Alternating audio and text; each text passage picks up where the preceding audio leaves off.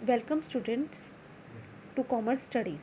ਅੱਜ ਆਪਾਂ business study ਦੇ ਲੈਕਚਰ ਵਿੱਚ ਡਿਸਕਸ ਕਰਾਂਗੇ ਐਲੀਮੈਂਟ ਆਫ ਪਲਾਨਿੰਗ ਕਿ ਪਲਾਨਿੰਗ ਕਰਨ ਵੇਲੇ ਕਿਹੜੀਆਂ ਚੀਜ਼ਾਂ ਜਿਹੜੀਆਂ ਹੈਗੀਆਂ ਆਪਾਂ ਨੂੰ ਧਿਆਨ ਵਿੱਚ ਰੱਖਣੀਆਂ ਚਾਹੀਦੀਆਂ ਔਰ ਕਿ ਵਾਈਲ ਪਲਾਨਿੰਗ ਕਿ ਕਿਹੜੀਆਂ ਚੀਜ਼ਾਂ ਹੈਗੀਆਂ ਜਿਨ੍ਹਾਂ ਨੂੰ ਇੰਟੀਗ੍ਰੇਟ ਕਰਕੇ ਮਿਕਸ ਕਰਕੇ ਜਾਂ ਆਰਗੇਨਾਈਜੇਸ਼ਨ ਨੂੰ ਸਟਰਕਚਰ ਨੂੰ ਧਿਆਨ ਦੇ ਰੱਖਦੇ ਹੋਏ ਜੋ ਹੈ ਅਸੀਂ ਪਲਾਨਿੰਗ ਕਰਨੀ ਹੈ ਜਾਂ ਕਿਹੜੇ ਕਨਸੈਪਟਸ ਹੈ ਜਿਨ੍ਹਾਂ ਨੂੰ ਧਿਆਨ ਦੇ ਵਿੱਚ ਰੱਖ ਕੇ ਪਲਾਨਿੰਗ ਕਰਾਂਗੇ ਤਾਂ ਕਿ ਸਾਡੀ ਪਲਾਨਿੰਗ ਜੋ ਹੈ ਸਕਸੈਸਫੁਲ ਹੋਵੇ।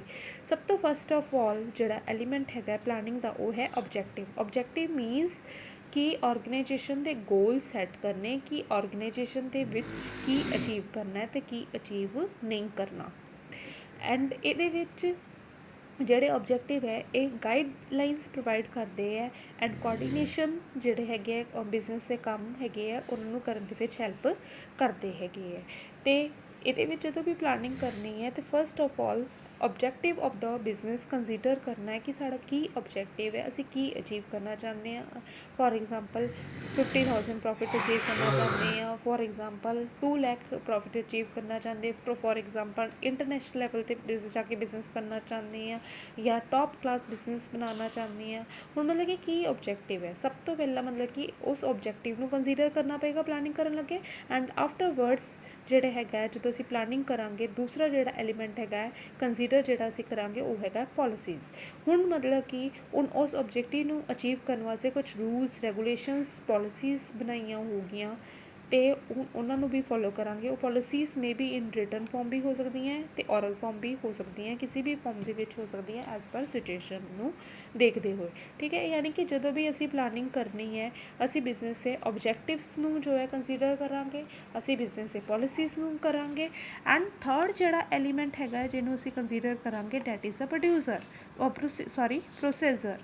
ਪ੍ਰੋਸੀਜਰ ਕੀ ਹੈਗਾ। ਪ੍ਰੋਸੀਜਰ ਹੁੰਦਾ ਕੀ ਹੈ, ਪ੍ਰੋਸੀਜਰ ਹੁੰਦਾ ਹੈ ਕਿ ਕੋਈ ਸਪੈਸੀਫਿਕ ਵੇ ਕਿਸੇ ਟਾਸਕ ਨੂੰ ਕਰਨ ਵਾਸਤੇ ਜਿਹੜੇ ਸਟੈਪਸ ਹੁੰਦੇ ਸੀਕੁਐਂਸ ਹੁੰਦੇ ਹੈ ਅਤੇ ਉਹਨੂੰ ਕਹਿੰਦੇ ਆ ਪ੍ਰੋਸੀਜਰ। ਐਂਡ ਪ੍ਰੋਸੀਜਰ ਜਿਹੜਾ ਹੈਗਾ ਇਨਫਲੈਕਸੀਬਲ ਇਨ ਨੇਚਰ ਹੁੰਦਾ, ਇਹਨੂੰ ਅਸੀਂ ਚੇਂਜ ਨਹੀਂ ਕਰ ਸਕਦੇ।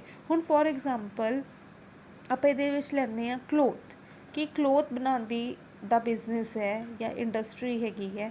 ਠੀਕ ਹੈ, ਹੁਣ ਇੱਕ ਕਲੋਥ ਬਣਨ ਵਾਸਤੇ ਸਭ ਤੋਂ ਪਹਿਲਾਂ ਕੀ ਕੀਤਾ ਜਾਂਦਾ ਹੈ, ਥਰੈਡ ਬਣਦਾ ਹੈ।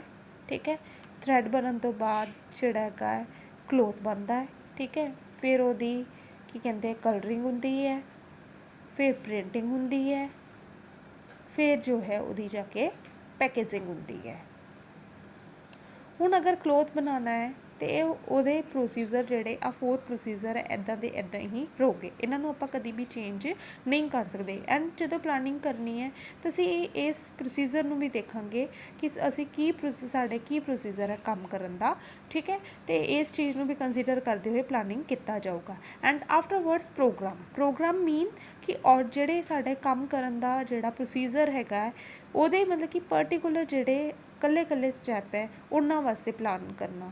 ਠੀਕ ਹੈ, ਹੁਣ ਉਹਨਾਂ ਵਾਸਤੇ ਛੋਟੇ ਜਿੱਦਾਂ ਹੁਣ ਥਰੈਡ ਕਿੱਦਾਂ ਬਣੂਗਾ ਇਹਦੇ ਵਾਸਤੇ ਪਲਾਨ ਕੀਤਾ ਜਾਏਗਾ, ਇਹਨੂੰ ਕਹਿੰਦੇ ਆ ਪ੍ਰੋਗਰਾਮ। ਠੀਕ ਹੈ, ਔਰ ਅਗਰ ਕਲੋਥ ਕਿੰਨਾ ਦੁਆਰਾ ਬਣਾਇਆ ਜਾਏਗਾ, ਕਿਹੜੇ ਕਲਰ ਦਾ ਕਲੋਥ ਹੋਏਗਾ, ਉਹਨਾਂ ਦੀ ਪ੍ਰਿੰਟਿੰਗ ਕੀ ਹੋਏਗੀ, ਇਹ ਜਦੋਂ ਇਕੱਲੇ ਲੈਵਲ 'ਤੇ ਪ੍ਰੋਗਰਾਮ ਬਣਾਵਾਂਗੇ, ਸਮੋਲ ਪਲਾਨ ਬਣਾਵਾਂਗੇ, ਇਹਨੂੰ ਅਸੀਂ ਕਹਿੰਦੇ ਹਾਂ ਪ੍ਰੋਗਰਾਮ। ਐਂਡ ਆਫਟਰਵਰਡਸ ਕੀ ਕੀਤਾ ਜਾਏਗਾ, ਆਫਟਰਵਰਡਸ ਬਣਾਇਆ ਜਾਏਗਾ budget.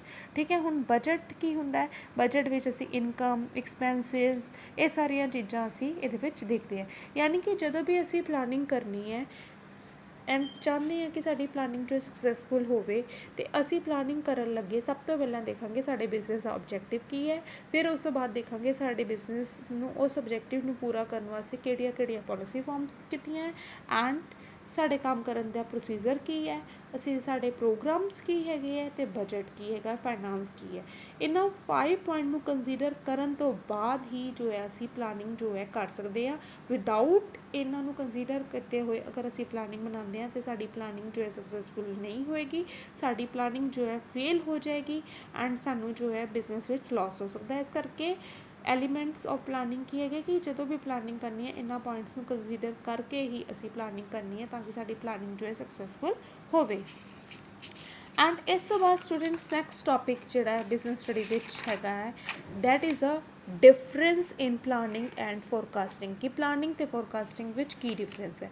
First of all planning and forecasting, ਠੀਕ ਹੈ। ਇਹਨਾਂ ਦੋਨਾਂ ਵਿੱਚ ਆਪਾਂ ਡਿਫਰੈਂਸ ਡਿਸਕਸ ਕਰਨਾ ਹੈ। ਐਂਡ ਬਿਫੋਰ ਡਿਸਕਸਿੰਗ ਪਲਾਨਿੰਗ ਮੈਂ ਤੁਹਾਨੂੰ ਦੱਸਣਾ ਚਾਹੂੰਗੀ ਕਿ ਫੋਰਕਾਸਟਿੰਗ ਕੀ ਹੁੰਦਾ। ਫੋਰਕਾਸਟਿੰਗ ਕੀ ਹੁੰਦਾ ਹੈ ਕਿ ਜਦੋਂ ਅਸੀਂ ਫਿਊਚਰ ਵਾਸਤੇ ਪ੍ਰੈਡਿਕਟ ਕਰਦੇ ਹਾਂ ਕਿ ਫਿਊਚਰ ਵਿੱਚ ਕੀ ਹੋ ਸਕਦਾ ਹੈ। ਜਿੱਦਾਂ ਫੋਰ ਐਗਜ਼ਾਮਪਲ ਜੀ ਅੱਜ ਅਸੀਂ ਵੈਦਰ ਫੋਰਕਾਸਟ ਵਾਲੇ ਹੁੰਦੇ ਹੈ, ਉਹ ਜਿੱਦਾਂ ਫੋਰਕਾਸਟ ਕਰਦੇ ਹੈ ਕਿ ਕੱਲ੍ਹ ਨੂੰ ਬਾਰਿਸ਼ ਹੋ ਸਕਦੀ ਹੈ। ਹੁਣ ਉਹ ਚੀਜ਼ ਹੋ ਵੀ ਸਕਦੀ ਹੈ ਐਂਡ ਨਹੀਂ ਵੀ ਹੋ ਸਕਦੀ। That things may be happen ਔਰ ਮੇ ਨੋਟ ਵੀ ਹੈਪਨ, ਠੀਕ ਹੈ। ਯਾਨੀ ਕਿ ਫਿਊਚਰ ਕੀ ਹੈ, ਸਿਰਫ ਓਨਲੀ ਫੋਰਕਾਸਟਿੰਗ ਕੀ ਹੈ, ਓਨਲੀ ਜੋ ਫਿਊਚਰ ਨੂੰ ਪ੍ਰੈਡਿਕਟ ਕਰਨਾ। ਔਰ ਬਟ ਉਹ ਚੀਜ਼ ਹੋਏਗੀ 100% ਉਸ ਚੀਜ਼ ਦੀ ਕੋਈ ਸਿਓਰਿਟੀ ਨਹੀਂ ਹੈ।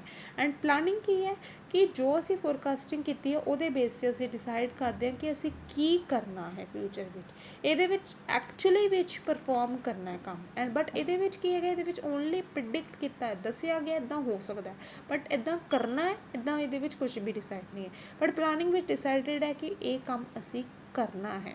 ਐਂਡ ਫੋਰਕਾਸਟਿੰਗ ਜੋ ਹੈਗੀ ਹੈ ਇਹ ਉਦੋਂ ਕੀਤੀ, ਫੋਰਕਾਸਟਿੰਗ ਜਿਹੜੀ ਹੈਗੀ ਹੈ ਡਿਟੇਲਡ ਐਨਾਲਾਈਸਿਸ ਫਿਊਚਰ ਦੀ ਕਰਕੇ ਫਿਰ ਜਿਹੜੀ ਹੈਗੀ ਹੈ ਫੋਰਕਾਸਟਿੰਗ ਕੀਤੀ ਜਾਂਦੀ ਹੈ।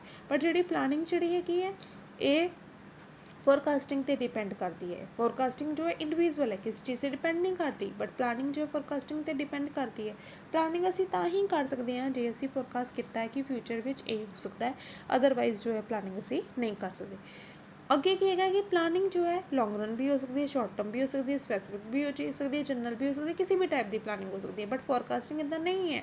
ਫੋਰਕਾਸਟਿੰਗ ਜੋ ਹਮੇਸ਼ਾ ਸ਼ਾਰਟ ਸਪੈਨ ਵਾਸਤੇ ਕੀਤੀ ਜਾ ਸਕਦੀ ਹੈ। ਪ੍ਰੈਡਿਕਟ ਜੋ ਹੈ ਫਿਊਚਰ ਥੋੜ੍ਹੇ ਟਾਈਮ ਵਾਸਤੇ ਕਰ ਸਕਦੇ ਹਾਂ, ਅਸੀਂ ਲੌਂਗ ਟਾਈਮ ਵਾਸਤੇ ਫਿਊਚਰ ਨੂੰ ਪ੍ਰੈਡਿਕਟ ਨਹੀਂ ਕਰ ਸਕਦੇ।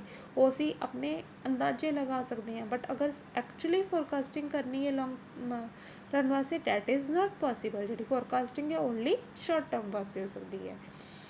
Student, please watch this video with concentrately and thank you so much.